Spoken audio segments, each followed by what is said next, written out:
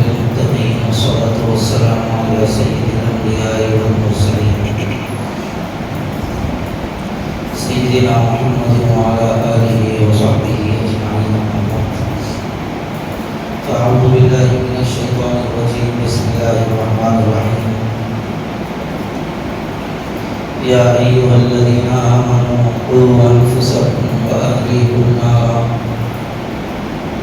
وقودها الناس والحجارة عليها ملائكة غلاظ شداد لا يعصون الله ما أمرهم ويفعلون ما يؤمرون. صدق الله العظيم. قابل قدر معزز بزرگوں، نوجوان بھائیوں، اللہ نے جتنی نعمتیں ہم لوگوں کو عطا فرمائی ہیں ان ساری نعمتوں میں ایمان کی نعمت سب سے قیمتی ہے، اور ایمان سے بڑی کوئی اور نعمت ہمارے پاس نہیں. دین اور ایمان کی نعمت یہ مسلمان کے لیے بہت بڑا اعزاز ہے. ہم لوگوں کے پاس اس کی قدر اور اس کی فکر اس لیے نہیں ہے کہ یہ بغیر محنت اور مشقت کے ہم لوگوں کو مل گئی ہے. اگر اسلام اور ایمان تکلیفوں کے بعد، محنتوں کے بعد، مشقتوں کے بعد اور کلفتوں کے بعد ہمیں ملتا تو ہم لوگوں کو بھی احساس ہوتا کہ ایمان اور اسلام کتنی قیمتی چیز ہے. ماں کے پیٹ سے ہم مسلمان پیدا ہو گئے، باپ نے ہمارا نام مسلمان رکھ دیا، ہم مطمئن ہو کے بیٹھ گئے کہ صاحب ہم ایمان والے ہیں، اسلام والے ہیں، سچا ایمان سچا اسلام ہمارے پاس ہے. اپنے ایمان اور اپنے اسلام کے بارے میں عوام تو عوام، اچھے اچھے دینداروں کو بھی آج کل فکر نہیں ہے. ہر کوئی یہ تصور کرتا ہے کہ میں بھی پکا اور سچا مسلمان، جبکہ صحابہ کرام رضوان اللہ علیہ مجمعین کا حال یہ تھا کہ وہ اپنے ایمان اور اپنے اسلام کے سلسلے میں اور اپنے دین کے سلسلے میں بہت بے چین رہتے. خود سرکار دو عالم صلی اللہ علیہ وسلم حضرات صحابہ سے فرماتے تھے، جددوا ایمانکم، تم اپنے ایمان کی تجدید کیا کرو، اپنے ایمان کو بار بار ٹٹولا کرو، تازہ کیا کرو. صحابہ کرام رضوان اللہ علیہ مجمعین اس پر قائم تھے. کائنات میں سرکار دو عالم صلی اللہ علیہ وسلم کے بعد سب سے معظم و محترم اگر کوئی شخصیت گزری ہے تو حضرت سیدنا ابو بکر صدیق رضی اللہ تعالیٰ عنہ کی شخصیت. حضرت سیدنا ابو بکر صدیق رضی اللہ تعالیٰ عنہ کا عالم یہ تھا کہ ہر وقت اپنے ایمان کے بارے میں متفکر رہا کرتے تھے. ہر وقت سرکار کے ساتھ رہنے والے صحابی، حضور کے ہاتھ پر سب سے پہلے اسلام قبول کرنے والے صحابی، سرکار نے جن کو اپنا دوست بتایا، سفر میں، حضر میں، مکے میں، مدینے میں، یہاں تک کہ قبر میں سرکار عالم صلی اللہ علیہ وسلم کے ساتھ. اس کے باوجود ایمان کے سلسلے میں بے چین. ایک مرتبہ دیکھا صحابہ نے کہ ایک صحابی نظر نہیں آ رہے ہیں جن کا نام حضرت حنظلہ تھا. صحابہ آپس میں ان کے تعلق سے گفتگو کر رہے تھے کہ حنظلہ کہاں ہے. تو ایک دن ملاقات ہوئی حضرت سیدنا ابوبکر صدیق رضی اللہ تعالیٰ عنہ سے، اور حضرت ابوبکر صدیق رضی اللہ تعالیٰ عنہ نے فرمایا حنظلہ کہاں؟ ملتے بھی نہیں ہو، آ بھی نہیں رہے ہو، کہاں رہ رہے ہو؟ حضرت حنظلہ نے فرمایا قد نافق حنظلہ، حنظلہ تو منافق ہو گئے۔ اپنے آپ کے بارے میں حضرت حنظلہ فرما رہے ہیں حنظلہ منافق ہو گیا۔ حضرت ابوبکر رضی اللہ تعالیٰ عنہ بڑے بے چین، بے قرار اور پریشان ہو گئے۔ فرمایا حنظلہ اتنی بڑی بات کہ تم منافق کیسے ہو گئے؟ فرمایا حضرت حنظلہ رضی اللہ تعالیٰ عنہ نے کہ جب میں حضور کی مجلس میں رہتا ہوں، سرکار عالم صلی اللہ علیہ وسلم کی خدمت میں آتا ہوں، تو میری کیفیت الگ رہتی ہے۔ حضور سے تعلق عروج پر ہوتا ہے، اللہ کی محبت دلوں میں بس جاتی ہے، آخرت کا احساس بہت زیادہ ہو جاتا ہے۔ لیکن جب میں حضور کے پاس سے ہٹ کر اپنے مکان یا بازار میں چلا جاتا ہوں تو وہ کیفیت بھی ویسی باقی نہیں رہتی جیسا حضور کی مجلس میں باقی تھی۔ اب آپ ہی بتائیے، سرکار کے نزدیک کیفیت الگ ہے اور سرکار کے بغیر کیفیت الگ ہے، تو ایک کیفیت ایک جگہ دوسری جگہ وہ کیفیت نہیں، تو کیا میں مسلمان ہوں؟ تو میں نے اپنے آپ کے بارے میں محسوس کیا کہ کہیں میں منافق تو نہیں ہو گیا۔ رو ہے حضرت سیدنا ابوبکر صدیق رضی اللہ تعالیٰ عنہ نے جب یہ بات سنی تو حضرت ابوبکر صدیق رضی اللہ تعالیٰ عنہ بھی رو پڑے اور فرمایا حنظلہ اگر تمہاری ایسی کیفیت ہوتی ہے تو میری بھی کیفیت ویسے ہی ہے، تو کیا میں بھی منافق ہو گیا؟ دونوں روتے ہوئے بارگاہ رسالت مآب صلی اللہ علیہ وسلم میں حاضر ہوئے اور عرض کیا یا رسول اللہ ہم تو منافق ہو گئے، ہماری کیفیت آپ کی مجلس میں الگ ہوتی ہے، آپ کی مجلس سے ہٹ جاتے ہیں تو ہماری کیفیت بدل جاتی ہے، تو ہم کو ڈر ہو رہا ہے کہ کہیں ہم منافق تو نہیں ہو گئے۔ حضور اکرم صلی اللہ علیہ وسلم نے فرمایا جیسی کیفیت تمہاری میری مجلس میں ہوتی ہے، اگر ہر وقت ویسی کیفیت تمہاری باقی رہے تو فرشتے تم سے راستوں پر مصافحہ کریں، یعنی حضور نے فرمایا تم منافق نہیں۔ تب جا کر ان کو تھوڑا سا اطمینان ہوا اپنے ایمان کے سلسلے، جن کے بارے میں اللہ نے قرآن نازل کر دیا، جن کی فضیلت قرآن سے ثابت، جن کو حضور اکرم صلی اللہ علیہ وسلم نے دنیا ہی کے اندر جنت کی بشارت دے دی، ایسے صحابہ اپنے ایمان کے سلسلے میں ڈر رہے ہیں کہ میں سچا مسلمان ہوں یا میں منافق ہو گیا۔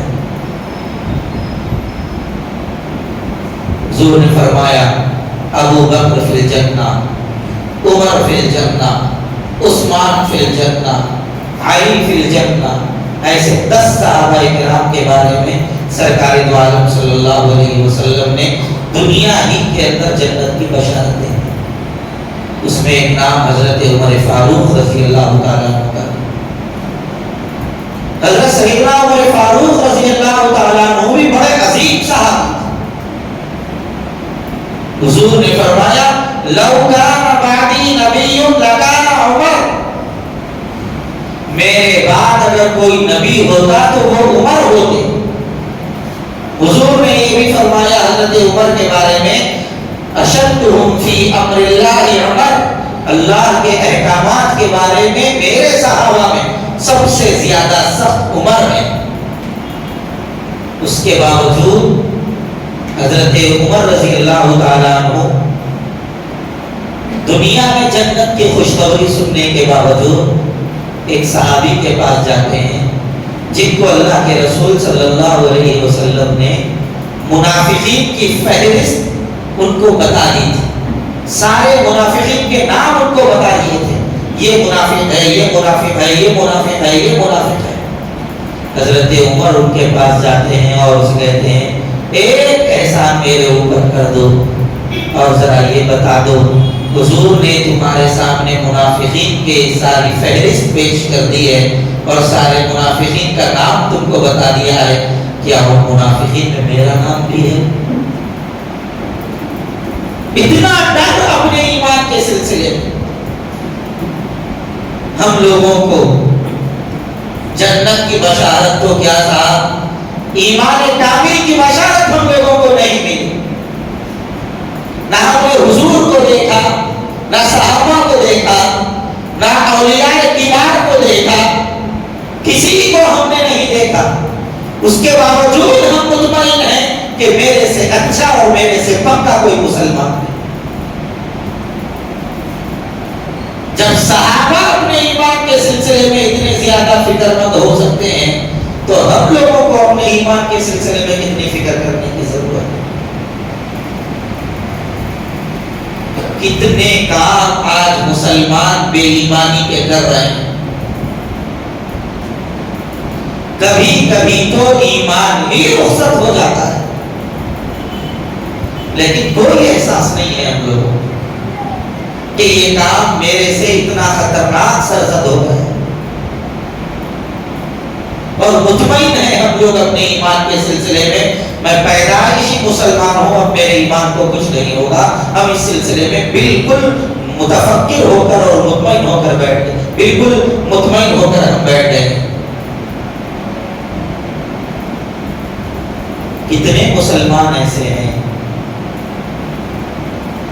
جو اللہ کے علاوہ دوسروں کی دہلیزوں پہ جا کے سر جھکا رہے ہیں، غیر اللہ کا سجدہ کر رہے ہیں، پھر بھی ان کو احساس نہیں ہے کہ ہمارے ایمان میں کمزوری آ گئی ہے، سینہ ٹھوک کے بولتے ہیں میرے سے پکا کوئی مسلمان ہے، میری ایک نماز چھوٹ گئی، مجھے ڈر ہونا چاہیے، میرے اوپر لرزہ نہیں ہو جانا چاہیے کہ میری ایک نماز چھوٹ گئی ہے، اب میں پکا مومن باقی بھی ہوں یا نہیں ہوں، میرے پاس جو ایمان کی آہنی دیوار تھی کیا اس کے اندر نماز چھوڑنے کی وجہ سے دراڑ پیدا ہوئی یا نہیں ہوئی؟ کیا کبھی ہم نے سوچا؟ برسوں ہو گئے میری فجر کی نماز چھوٹ رہی ہے، لیکن مجھے احساس نہیں ہے کہ نماز چھوٹنے کی وجہ سے میرا ایمان باقی رہ رہا ہے، یا ایمان کا کمال میرے پاس ہے یا ایمان کا کمال میرے پاس نہیں ہے، کبھی ہمیں احساس نہیں۔ بھائیو، ایمان کی قدر آج بھی ان لوگوں کے پاس ہے جو ایمان کی قدر کرتے ہیں۔ میں آپ کو ایک واقعہ بتانا چاہتا ہوں۔ دارالعلوم حیدرآباد میں ایک دن ایک نوجوان بچہ آیا مسئلہ پوچھنے کے لیے، تو ایک صاحب نے کہا کہ مفتی صاحب ان کو مسئلہ پوچھنے کے واسطے ذرا کیا ہے ان کو مسئلہ بتا۔ انتہائی نوجوان بچہ، خوبصورت بچہ، مشکل سے 22-23 سال کا بچہ ہوگا، تو کہہ رہا ہے مول صاحب ایک بات پوچھنے کے لیے بنگلور سے یہاں تک آیا، ایک بات پوچھنے۔ اس نے یہ کہا کہ میں نماز کس انداز سے پڑھ رہا ہوں، میری نماز ہوگی یا نہیں، اس کو نماز کا مسئلہ بتایا۔ اس کے بعد اس نے یہ کہا کہ مفتی صاحب مسئلہ جو مجھے اصل پوچھنا ہے وہ یہ ہے کہ میں راجستھان کا رہنے والا ہوں، ہم راجپوت مسلمان، راجپوت خاندان سے ہمارا تعلق، میں نے آج سے 3 سال پہلے اسلام قبول کیا ہے، لیکن کسی کو پتا نہیں ہے میرے اسلام قبول کرنے کا، نہ آفس میں پتا ہے، نہ میرے دوستوں کو پتا ہے، کسی کو پتا نہیں۔ مجھے جو کچھ مسئلہ پوچھنا ہوتا ہے میں غیر محسوس طریقے پر علماء سے پوچھ لیتا ہوں، مولانا طارق مسعود صاحب کو فالو کر لیتا ہوں۔ مجھے ایک چیز کا بہت ڈر لگ رہا ہے، وہ ڈر یہ ہے اس وقت جو چھٹیاں آئی تھی ان چھٹیوں میں اتفاق سے رمضان آ گیا اور میں اپنے گھر پہ تھا راجستھان. رات میں ہم لوگ جو کھانا کھاتے تھے ماں باپ کے ساتھ، میں اسی کھانے کو سحری کی نیت سے کھا لیتا ہوں، اور پورا دن میں گھر کے باہر رہتا تھا اس خوف سے کہ کہیں صبح ناشتے کے لیے، دوپہر کے کھانے کے لیے میری ماں مجھے اصرار نہ کر دے، اور اگر میں نہ کھاؤں تو ان کو کہیں یہ اندازہ نہ ہو جائے کہ مسلمانوں کا رمضان چل رہا ہے، کہ یہ مسلمانوں کی مشابہت تو نہیں کر رہا. اس ڈر سے میں پورا دن باہر رہتا ہوں. مغرب کے قریب میں گھر میں آتا ہوں اور ماں باپ کے ساتھ کھانا کھا لیتا ہوں افطار کی نیت سے. اب مجھے مسئلہ یہ پوچھنا ہے، میں سحر کے وقت میں سحر نہیں کر سکتا، افطار کا جیسے ہی وقت پورا ہو جاتا ہے میں تھوڑی دیر کے بعد افطار کرتا ہوں، اور میں نمازیں اپنے گاؤں کی مسجد میں بھی نہیں پڑھ سکتا. اگر کسی نے مجھے دیکھ لیا، ہمارا خاندان بڑا مشہور ہے، کوئی آگے میرے باپ کو بتا دے گا تو بڑے مسائل ہو جائیں گے. اس لیے میں اپنے روم میں دروازہ لگا کے بند کمرے میں باہر جو وقت کی نماز پڑھتا ہوں، لیکن بند کمرے میں اندر پڑھتا ہوں، مسجد جا کے نہیں پڑھتا. مسئلہ مجھے یہ معلوم کرنا ہے مفتی صاحب، کئی دن ہو گئے میں مسجد جا کے نماز نہیں پڑھا ہوں، اپنے گھر میں میں نے نماز پڑھ لی ہے، کیا میں مسلمان باقی ہوں یا نہیں ہوں؟ نماز پڑھ رہا ہے، صرف جماعت کے ساتھ نماز نہیں پڑھا تو اس بچے کو یہ خیال ہو گیا کہ میرا ایمان بھی باقی ہے یا نہیں ہے.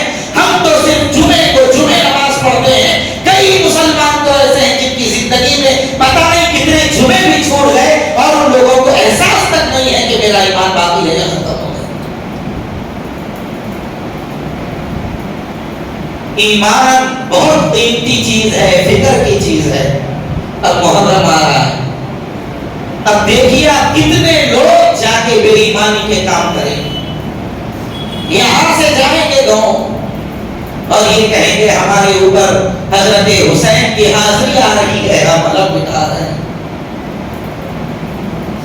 اس کو دین سمجھ رہے ہیں، بلکہ دین کا حصہ سمجھ رہے ہیں. بعض مسلمانوں کے ذہنوں میں علموں کے تعلق سے یہ بات ہے کہ یہ فاتحہ نہیں ملاتے، یہ لوگ سلام نہیں پڑھتے، اس لیے یہ لوگ علم کو نہیں مانتے. اکثر لوگوں کے ذہنوں میں یہی بات ہے. میرے بھائیوں یاد رکھو، دنیا میں کوئی مسلمان ایسا نہیں ہے جو فاتحہ نہ پڑھتا ہو، سلام نہ پڑھتا ہو. سورہ فاتحہ کا اقرار کرنا فرض ہے، اور حضور علیہ السلام پر درود پڑھے بغیر مسلمان کی نماز تک نہیں ہوتی. لہذا الزام لگاتے نائب سلام فاتحہ کے نہیں ہے، یہ بہت بڑا الزام ہے. کسی مسلمان کے اوپر ایسا الزام نہیں لگانا چاہیے. ہاں جو فاتحہ کی رسم آپ نے بنا لی ہے کہ صاحب نماز کی دعا میں فاتحہ اور نماز کے بعد ٹھہر کے سلام، یہ ایک رسمی فاتحہ ہے، یہ رسمی سلام ہے. اگر کوئی یہ نہ کرے تو اس کی وجہ سے اس کو سنت سے خارج کر دینا جائز نہیں ہے. یہ الزام ہے مسلمانوں کے اوپر. تو بعض لوگوں کے ذہنوں میں یہی بات ہے کہ یہ فاتحہ اور سلام والے لوگ نہیں ہیں، اس لیے یہ لوگ ادب کو نہیں مانتے. حیدرآباد کے اندر ایک بہت بڑا مدرسہ ہے جامعہ نظامیہ، وہاں پہ فاتحہ بھی ہوتی ہے، سلام بھی ہوتا ہے. وہاں کے علماء درگاہوں کے عرس میں بھی آتے ہیں، بیانات کرتے ہیں، سب اس مدرسے کو مانتے ہیں. جامعہ نظامیہ کے ایک عالم کو بتائیے، وہ تو سلام فاتحہ والے ہیں نا، ایک عالم کو بتائیے جامعہ نظامیہ کے کسی عالم دین نے بی کے عرب پہ حاضری دی ہو، ایک عالم کو بتاؤ.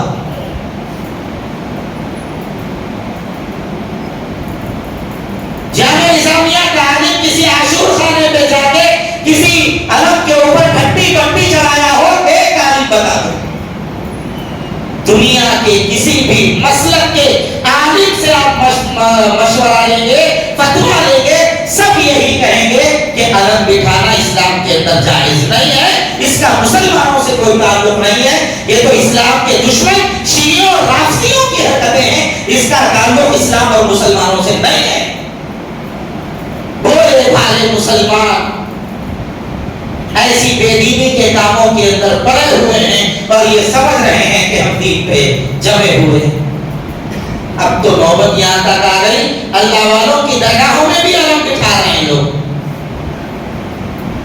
दीन अपने जहन से समझ लिया कि साहब ये दीन है, ये बेदीन। अजीब व गरीब है मुसलमानों का हाल। जिसको दीन समझते हैं, जिसको अच्छा समझते हैं, कर लेते हैं। बस ये तसव्वुर आ गया दरगाहों में जाके बैठना बस दीन है, अच्छा काम है। चायों पे बैठ के पत्ते भी खेल रहे हैं, कोई एहसास नहीं इनको, दरगाहों पे बैठ के पत्ते खेल रहे हैं। यकीन ना आए तो मेरे बाएं हाथ की जानिब आधा किलोमीटर जाओ, नजर आ जाएगा रातों में मरफे की दुकान में तस्वीर पढ़ रहे साहब बैठ के, उसको दीन समझ रहे हैं। पता नहीं क्या हो गया मुसलमानों को, अपने ज़हन और दिमाग से जिसको दीन समझ लिया बस उसी को दीन समझते चले जा रहे। मेरे भाइयों, दीन और ईमान बहुत कीमती चीज है, इसकी फिक्र हमें करने की जरूरत है। आज सब लोगों की जुबानों पर यही बात है, जमाना बड़ा खराब आ गया है, बेहयाई आम हो गई है, नौजवान बच्चे शराब पी रहे हैं और साथ जुआ आम हो गया है, लोग ईमान से दूर होते जा रहे हैं, मुसलमान बच्चे आशिकियों के चक्करों में पड़े हुए हैं, सबकी जुबानों पे यही जुमले हैं। लेकिन मुझे ये बताइए, क्या ये हमारा बोल लेना काफी हो जाएगा? इसकी वजह से क्या मुआशरे के अंदर से खराबियां खत्म हो जाएगी? खत्म नहीं हो। मैं यहाँ पर बैठकर आपके सामने तो तकरीर कर रहा हूँ पर्दे के बारे में, लेकिन मैं अपनी बीवी को बिना पर्दे के लोगों के सामने लेके घूम रहा हूँ। दावतों में जाना है, मेरी बीवी को मैंने अच्छे कपड़े पहना दिए, कार में बिना बुर्के के बाल खोले रख के बिठा दिए और कार में बिठा के मैं बिना बुर्के के अपनी बीवी को फंक्शन लेके चले गया और मैं बैठ के बोल रहा हूँ जमाना बड़ा खराब आ गया, बेपर्दगी आम हो गई। क्या मसले का हल हो जाएगा? मसले का हल नहीं है। मसले का हल ये होगा कि मुझे अपनी बीवी को समझाना पड़ेगा कि बुर्का पहना करो, बगैर बुर्के की जाओगी तो अल्लाह की लानत तुम्हारे ऊपर बरसेगी, नंगे सर नहीं फिरना चाहिए, मुझे बुर्का पहनाना पड़ेगा, उसको हया की तालीम देनी पड़ेगी। अगर मैं ये ठहर के ये बोलता जाऊं, पहले हम जब छोटे थे मस्जिदों में फजर की नमाज में महल्ले के अक्सर लोग आते थे, अब नमाज कुछ नहीं आ रहे और मैं घर में पड़ा सो रहा हूँ फजर छोड़ के, मसले का हल हो जाए? मसले का हल ये है कि मुझे फजर की नमाज पढ़नी पड़ेगी। मैं दुकान को भी जा रहा हूँ तो अपने बच्चे को साथ लेके जा रहा हूँ, सौदा भी लाने जा रहा हूँ, अपने बच्चे को गाड़ी में बिठा के ले जा रहा हूँ। क्या मैं फजर की नमाज को आते वक्त अपने बच्चे की उंगली पकड़ के मस्जिद को नहीं ला सकता और मस्जिद को लाके ये एहसास अपने दिल के अंदर पैदा कर लो कि मेरा ये छोटा बच्चा बचपन ही से मस्जिद को आके नमाज पढ़ने का आदी बन जाए?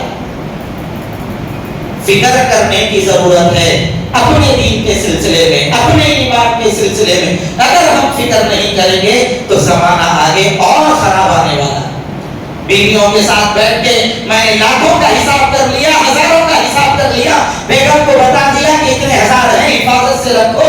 हजारों का हिसाब तो मैंने बेगम के सामने बता दिया, लेकिन दिल पे हाथ रख के बताइए कितने लोग यहाँ पर ऐसे हैं जिन्होंने अपनी बीवी से कभी ये सवाल किया हो कि बेगम जरा सूरह फातिहा पढ़ के सुनाओ, जरा पहला कलमा तुम पढ़ के सुनाओ, जरा दुआए कुनूत तुम पढ़ के सुनाओ, नमाज में पढ़ी जाने वाली तहियात जरा तुम पढ़ के सुनाओ, तुम्हें आता है या नहीं? दिल पे हाथ रख के बताओ कितने लोगों ने अपनी बेगमों से ये सवाल किया। बच्चों के सामने तो हमने सब बोल दिया, लेकिन कभी अपनी पेट की औलाद के सामने कभी हमने ईमान का कलमा पेश किया? कभी हमने उनके सामने दीन को, रसूलुल्लाह की सुन्नतों को पेश किया? आज का दौर बड़ा खतरनाक दौर है। बचपन ही से बच्चों को ये बताना पड़ेगा कि मेरे बच्चे पाकीज़ा जिंदगी गुजारो, बड़े हो जाओ किसी गैर महरम के ऊपर आंख मत उठा के देखो, कभी शराब की बोतल को अपनी जिंदगी में हाथ मत लगाओ। अरे मैं बाप हूँ, ये कैसा बोलूं, बोलने के रास्ते में कोई शर्म आई, अब शर्माएंगे तो बाद में पछताएंगे। बच्चा जब पी के आएगा तो उस वक्त पूछना पड़ेगा कहीं को पी के आए बेटा। वो पूछने से अच्छा था कि पहले ही आप बोल देते जो शराब पीते हैं वो लोग अल्लाह की नजर में मुजरिम हो जाते हैं, बेटे जिंदगी में कभी शराब मत पियो। फिक्र का जमाना है मेरे भाइयों, फिक्र का दौर है। लर्जा हम लोगों के ऊपर तारी हो जाना चाहिए। एक सुन्नत मुझसे छूट गई तो ईमान का कमाल मेरे पास है या नहीं है,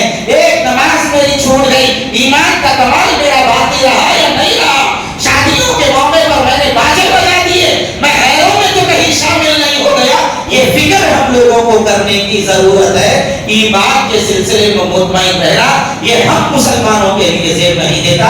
ईमान के सिलसिले में हर वक्त मुतफक्किर रहना ये हर मुसलमान की जिम्मेदारी है।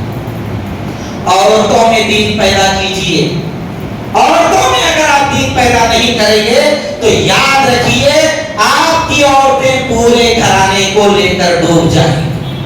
आपने तो मस्जिद में बयान सुन लिया, आप नमाजी बन गए सफे अव्वल के, बेटे की शादी के मौके पे आप ये बोल दिए हल्दी मेहंदी की कोई रस्म नहीं, साचक की कोई रस्म नहीं, सीधी सादी शादी करेंगे।